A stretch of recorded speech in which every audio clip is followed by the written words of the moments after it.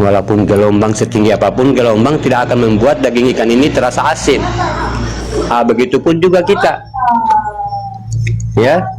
Apapun yang diberikan artinya dari orang lain, ya, kalau bukan Allah itu sendiri yang artinya merubah diri kita, tidak akan berubah kita, ya. Makanya sudah dikatakan di dalam Al-Quran, manusia itu tidak akan pernah berubah walaupun seseorang itu menasihatinya atau begitu, ya, selain dia merubah dirinya sendiri. Di situ Allah mengatakan diri, ya, selain dirinya, artinya selain dirinya itu yang merubah dirinya sendiri. Lalu apa yang dikatakan diri itu? Ya, selama ini kan kita mengkajinya diri, ya, diri yang lurus, ya, diri yang rab, ya, diri yang Allah, ya, diri yang wujud. Itu tidak ada yang mampu merubahnya selain dirinya itu. Nah, berarti Allah menyuruh kita untuk kembali kepada diri kita yang kosong itu, biar mendapatkan kesadaran itu untuk merubah diri kita, ya. Ya, saya tidak bisa merubah diri kalian semua di sini. Saya di sini hanya memberikan jalan, ya. Saya hanya memberikan jalan, itu juga tergantung dari diri kita masing-masing. Terima apa enggak terima gitu, ya, sadar apa enggak sadar gitu. Saya hanya memberikan jalan, saya hanya memberikan tangga sebagai bagaimana artinya membelajarkan rohani kita untuk memandang ke dalam. Nah, memandangnya ke dalam, ya, terserah kalian gitu. Karena pertemuan kita itu dengan Tuhan itu ya hanya diri kita masing-masing. Yang penting saya sudah membukakan jalan. Ya, tinggal kita memandang diri kita masing-masing di situ. Sadar apa enggak, terima apa enggak, yakin apa enggak di situ kita. Ya, ada ragu-ragu apa enggak di situ. Gitu. Kalau ragu-ragu, ya kita mandang tubuh ini ada telinga, itu ragu-ragu tuh, ada telinga, ada mata, ada kepala. Oh, ini manusia, ini bukan Tuhan ini. Nah, ragu-ragu lagi kita. Ya. Tapi kalau kita sudah memandang di dalam diri kita adalah Rabbani, Ruhani, Nurani, sudah isbatul yakin di situ kita. Ya, Masya Allah. Ya, jadi itu yang kita harapkan. Ya, makanya menuju kesadaran itu bukan sifat manusia, sahabat beriman. Ya, menuju kesadaran itu keinginan itu sendiri, Tuhan itu sendiri. Ya, tidak bisa kita paksakan. Makanya dia harus perlu istiqomah, samina wa ta'na. Ya, sambil kita membersihkan diri kita. Sambil kita membersihkan diri kita, berbuat artinya menjauhi segala perbuatan keji dan mungkar. Karena di situ kan artinya ya hanya Tuhan yang mencari dirinya. Ya. Butuh dengan keinginan selaras dengan perbuatan, ya, selaras dengan kehendak, selaras dengan perbuatan, selaras dengan kehendak, ya. Nah, jangan perbuatannya duduk di sini dengarin ilmu, tapi keinginan untuk berilmu, keinginan untuk belajar nggak ada. Nah, ini nggak selaras, ya. Nah, tapi ada juga yang berkeinginan ingin berilmu, tapi pas diberikan jalan oleh Allah, disinggahin di komal ini, lalu dia keluar lagi. Nah, padahal ada keinginannya dia mau duduk, tapi perbuatannya ogah gitu, ya. Nah, sehingga di skipnya lagi, ya. Nah, lihat komal-komal yang nyanyi-nyanyi, dia stop di situ, dia berhenti, ya. Lihat komal-komal yang hanya seseorang wanita yang cantik, ya, berbicara tentang kata-kata mutiara, nah dia berhenti di situ. Padahal sesuatu yang terjadi itu dalam skip TikTok itu sebenarnya itu bukan secara kebetulan, ya. Allah sudah memperjalankan begitu, ya, lewatnya VT ini di beranda HP kita, di beranda TikTok itu semua Allah sudah atur. Apakah kamu mengambil pelajaran tentang hal-hal yang kecil begini? Kalau Allah menilai di situ dari hal kecil aja kamu tidak mampu menilai, apalagi saya memberikan hal yang besar. Tidak pantas kamu untuk orang-orang yang sadar. Ya. Dari hal sekecil itu saja kamu tidak mampu mengaturnya, apalagi saya berikan kamu hal-hal yang besar bagimu. Ya. Nah, gitu. Jadi semua secara Allah sudah mengaturnya, tidak ada di sini kehendaknya manusia, gitu ya. Semua diperjalankan oleh Allah. Jadi sesuatu apapun, yang kecil apapun, sekecil apapun terjadi kepada diri kita, itu semua sudah ketentuannya. Apakah kita mengambil pelajaran di situ atau tidak?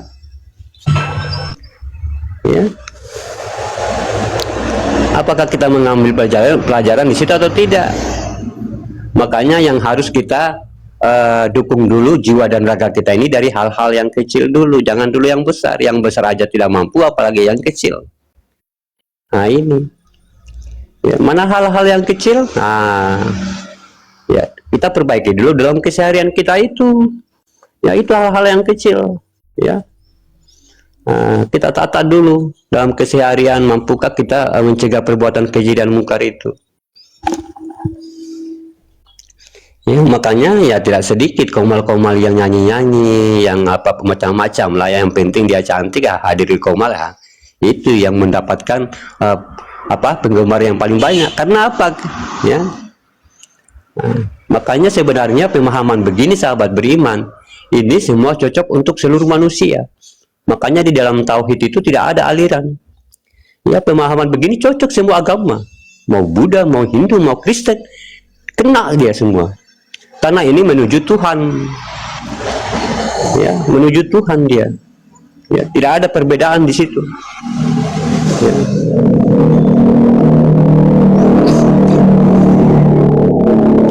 Tidak ada perbedaan. Makanya kalau kita memang bertuhan, ya tentunya tidak ada perbedaan di dunia ini. Ya, manusia sama kedudukannya. Ya, semua adalah wujudnya Allah semata. Tapi kalau kita diperbudak oleh agama, kita mempertuhankan agama, tentunya terciptalah perbedaan. Ya, makanya tauhid itu tidak ada golongan di situ, tidak ada ras di situ. Ya, tidak ada aliran di situ tauhid itu. Ya, menceritakan Tuhan yang satu. Ya, makanya kadang-kadang tersentuh di situ, ya, selain dari Islam. Mendengarkan tentang pelajaran tauhid itu tersentuh mereka, karena memang dibicarakan adalah Tuhan, ya, bukan menceritakan tentang agama. Ya, makanya saya sudah katakan, ya, kalau kita mau berilmu, kalau kita mau mengkaji, jangan di lingkungan agama. Ya, karena apa? Karena di lingkungan agama itu banyak perbedaan pemahaman. Ya, karena kita ini Islam ini banyak sekali mazhab, ya, nah gitu. Nah itu iman. Waalaikumsalam warahmatullahi wabarakatuh. Ya, itu iman. Makanya di situ di dalam Al-Qur'an memang sudah ada akal, ya. Ada akal, ada iman, ya, dan ada ilmu. Ilmu itu sudah takwa namanya. Ya. Itu ilmu itu namanya sudah takwa. Iman menuju takwa. Nah, takwa disuruh bertakwa lagi. Artinya, ya, takwa ini kan sudah kita menjalankan ilmu kita ini dalam keseharian. Ya, bekerja dengan ilmu, makan dengan ilmu, tidur dengan ilmu. Artinya ilmu ini sudah hidup di dalam diri kita. Nah, tapi bagaimana lagi Allah menyuruh kita untuk mengukuhkan ilmu ini, ya. Nah, jangan hanya kita duduk di ilmu, lepas ilmu itu, ya, lepas ilmu, lepas ma'rifat, lepas semuanya, ya. Hanya di situ kesadaran mutlak namanya, ya, la maujudun ilallah, ya. Harus yakin betul-betul yakin dari ketiadaan menjadi ada, dan ada dalam ketiadaan. Wajibul wujudnya ini udah kuat. Nah, ini yang harus kita pertahankan, duduk dalam ketiadaan itu. Nah, kalau duduk dalam ketiadaan, pasti kembali akan ketiadaan, kekosongan itu, lebur semuanya. Ya, itu yang dipertahankan. Ya, bukan lebur dimakan tanah. Ya, bukan lebur dimakan alam. Lebur, ya, kita bawa semua menjadi alam semesta ini.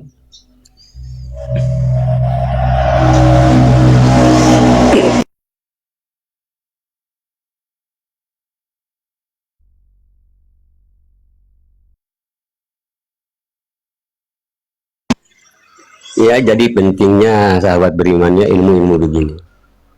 Ya, nah, ini namanya ilmu-ilmu hak.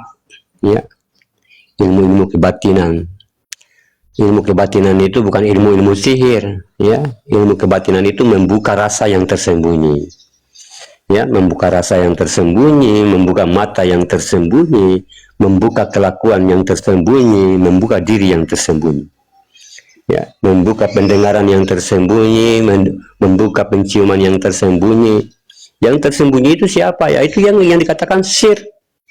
Ya, hanya dia semata. Nah, inilah yang sebenar-benarnya ilmu Nabi itu. Ya. Ilmu Nabi, tidak ada lagi ilmu Nabi yang lain itu. Ya. Inilah yang dikatakan ilmu hak. Ya, ilmu dikatakan ilmu apa namanya?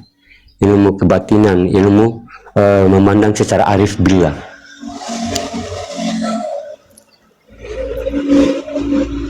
Jadi di sini ya jangan cukup kita hanya mendengarkan, tapi kita harus bagaimana ya dengan senantiasa ya pelan-pelan ya, kita pelan-pelan ya mengajari, mentata diri kita ini sahabat beriman ya, mentata untuk selalu senantiasa menjaga kelakuan ya, menjaga perilaku, menjaga sikap, menjaga sifat, menjaga artinya apa namanya kebiasaan. Nah, ini artinya ini di sini sudah kita artinya belajar untuk fanafila ya, mencegah perbuatan keji dan mungkar tadi. Nah, di situ dulu ya, baru kita nanti akan kapan entah berapa bulan, entah berapa tahun, nanti kita akan mendapatkan sesuatu karena itu memang nyata ya, nyata terbentuk di dalam diri kita sendiri. Pasti akan nyata kalau memang kita tujuannya memang ada keinginan ya. Harus ada keinginan ya, berarti ada kehendaknya di situ. Sudah ada kehendaknya berarti di situ ada perbuatan. Ya.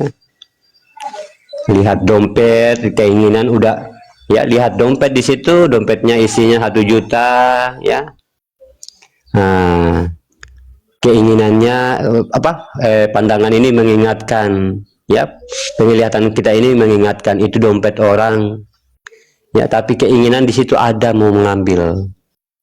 Ya. Nah, dia sudah tidak selaras lagi dengan arasnya, ya. Dompet, penglihatan, pandangan dia sudah memberitahu. Ya, dia sudah memberitahu itu miliknya orang. Jangan kamu ambil. Nah, keinginan pengen ngambil. Nah, karena apa?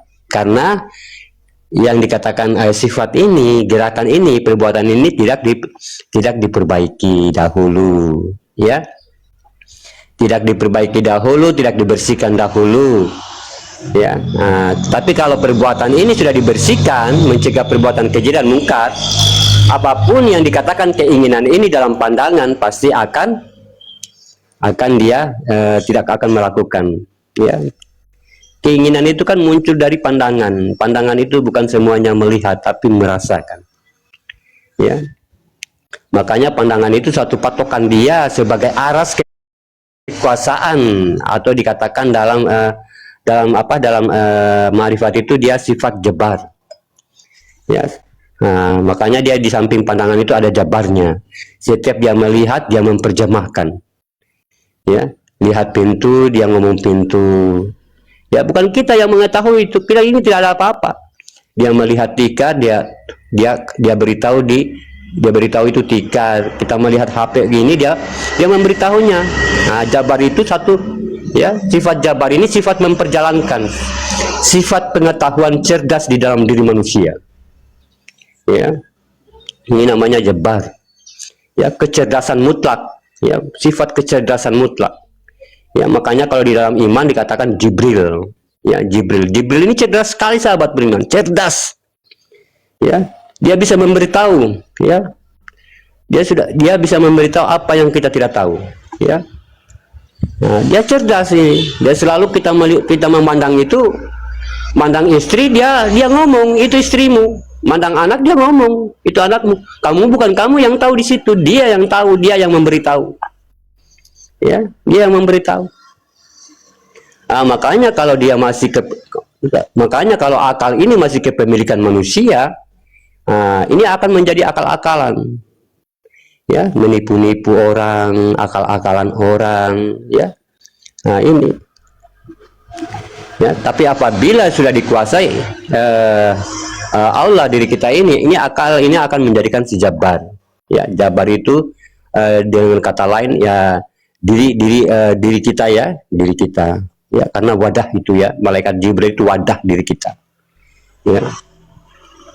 Kan dikatakan malai itu ikatan diri kita. Ya. Nah, jadi setiap apa yang kamu lihat dan diterangkan, itu dia yang menerangkan, yang melihat itu arasnya, ya, kekuasaan bagi dirinya. Itu dia terbentuk dengan dia terikat dengan memang sekalian dengan keinginan gitu.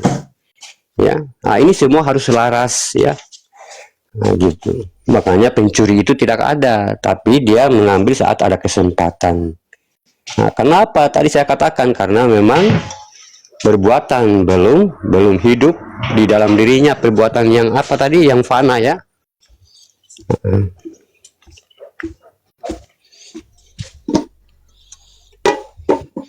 Jadi ya artinya tidak langsung duduk ya, tapi ada juga orang langsung duduk di tempat, tapi ada juga orang-orang yang masih melalui proses. Nggak apa-apa, pelan-pelan aja ya. Kita itu di sini sahabat beriman ya, sama halnya kita itu berperang. Ya, berperang itu dia kelasnya sama dengan perang Badar. Ya. Perang Badar itu sahabat beriman lebih kecil. Ya, makanya orang mati, kalau orang meninggal saat dia menuju fanafira, itu mati syahid. Ya, itu mati syahid. Ya, selagi dia berjalan di dalam untuk memperbaiki dirinya, itu meninggal secara sahih. Kenapa? Ini perang lebih besar daripada perang Badar. Perang Badar itu kecil dibandingkan kita melawan perang keakuan diri. Ya. Makanya tidak ada dosa seseorang itu berjalan di atas keridhaan Allah. Ya. Berjalan meninggal di dalam hijrahnya. Itulah yang dikatakan orang-orang yang mati syahid, mati dalam melawan keakuan diri. Ya, perang melawan diri namanya, perang melawan hawa nafsu.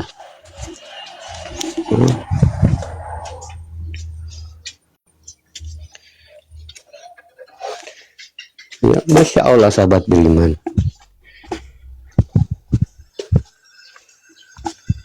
Ya, jadi saya berkata-kata begini bukan kita sudah, artinya bukan saya juga yang sudah duduk atau kayak gimana ya.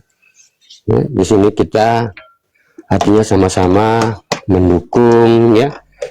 Sama-sama juga kita menuju ke sana. Ya.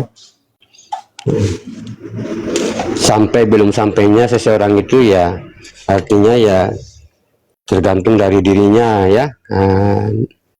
Sampai kepada Allah, itu ya artinya ya itu sudah privasi kita ya.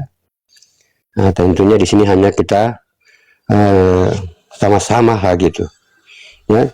Kalau kita udah sampai nggak usah dikasih tahu, kalau belum sampai nggak usah kasih tahu. Yang penting kita di sini semua terus belajar, walaupun udah sampai belajar lagi ya. Walaupun udah sampai ya belajar lagi, belajar ya, sampai kita belajar ilmu ini di liang lahat ya. Makanya Allah katakan ya bertakwalah kamu sesungguhnya takwa gitu ya, betul-betul ya. Jadi walaupun jangan mentang-mentang kita sudah sampai, sudah paham semua, lepas itu nggak mau lagi belajar ya. Tapi takwalah sebenar-benarnya takwa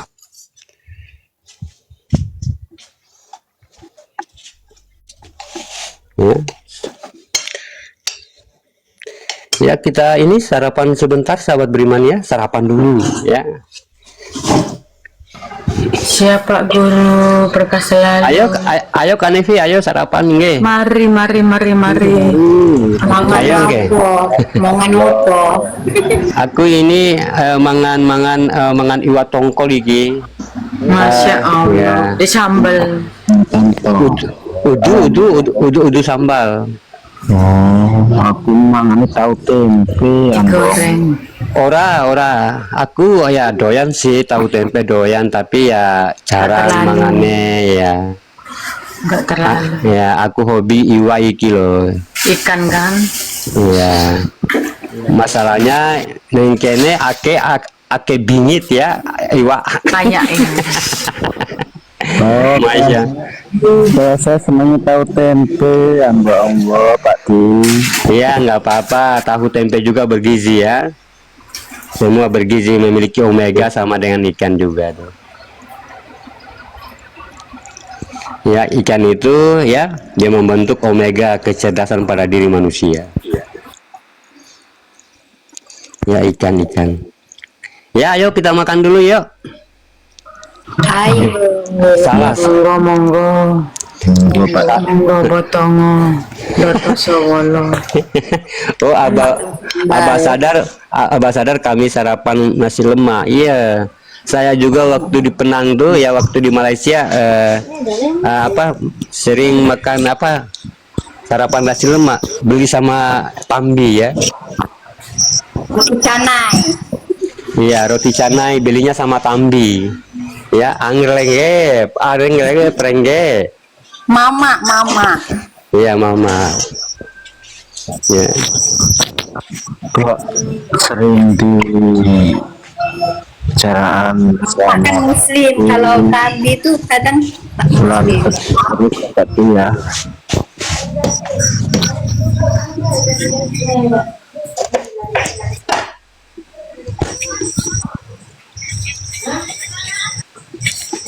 Tamangan saya. ini Pak Di. Oh Pak Guru. Jangan makan sambal banyak, nanti sakit perut. Ntar kalau saya ikut makan takut ikannya nggak cukup. Di tempat Pak Di banyak nggak kurang. Cukup Mbak Rihani, cukup. Oh, kayak makannya 11 kom paling 1 piring.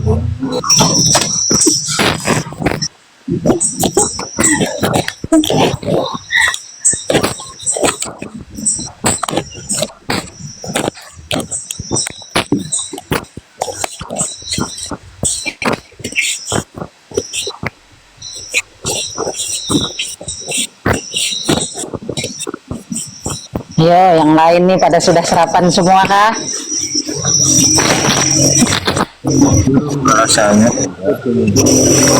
Kalau saya sarapan jagung aja sudah tadi pagi tadi sudah habis sebiji. biasa tadi jam 2 sarapannya. Berarti itu puasa ya, puasa sunat ya. Sahur. Ini saya ikut sarapan sama Pak Guru. Tadi saya rebus telur 3. Nah itu pakai sarapan, nanti sampai siangnya itu masih kuat kita, bagus fisiknya, tenaga kita bagus. Nggak pakai nasi, telur aja.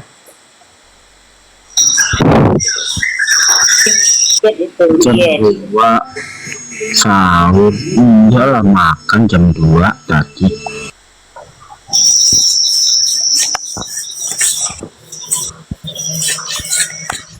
Oh, Tambi ya, Tambi.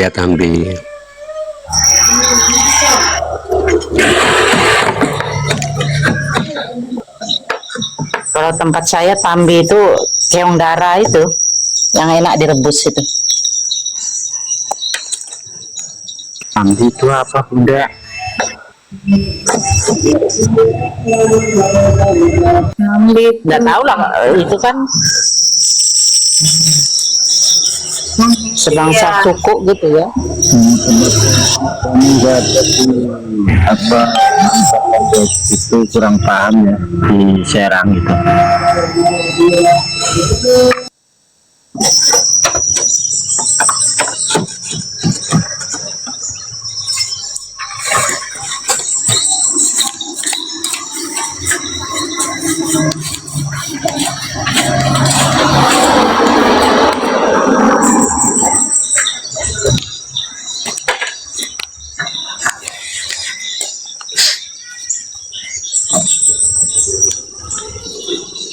Ngopi-ngopi bunda biar kelihatan dewasa bunda.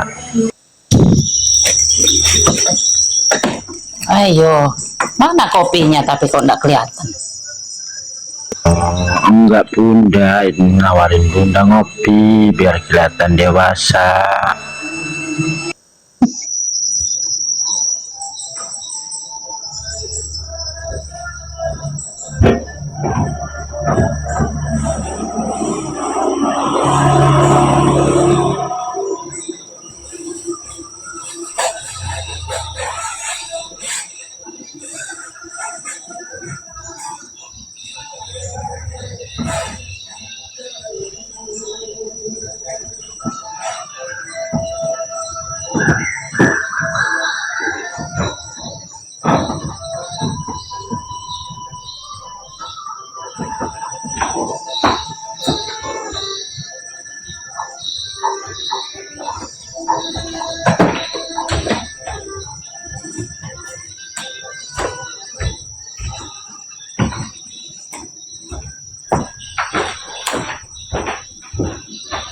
Kok gabungan diam sih ya?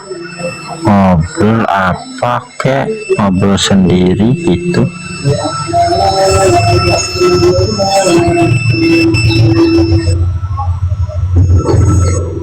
Mbak Di, jangan diem Mbak Di.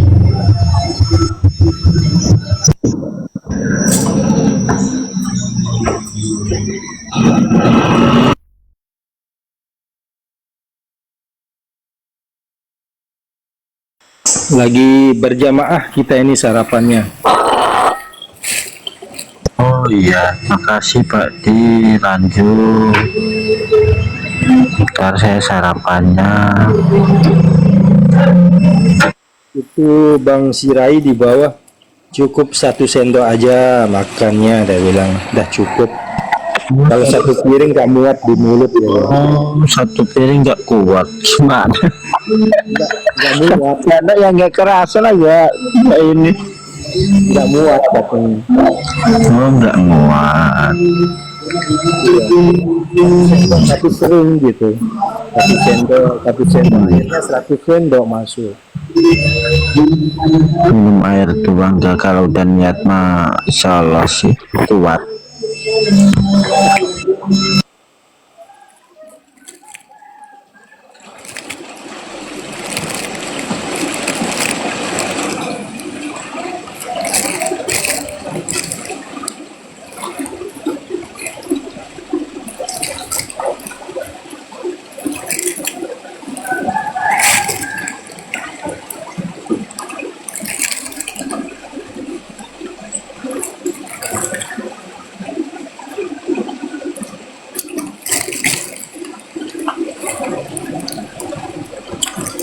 Biasanya perahu itu berlayar dia di mana, Bang Rizky?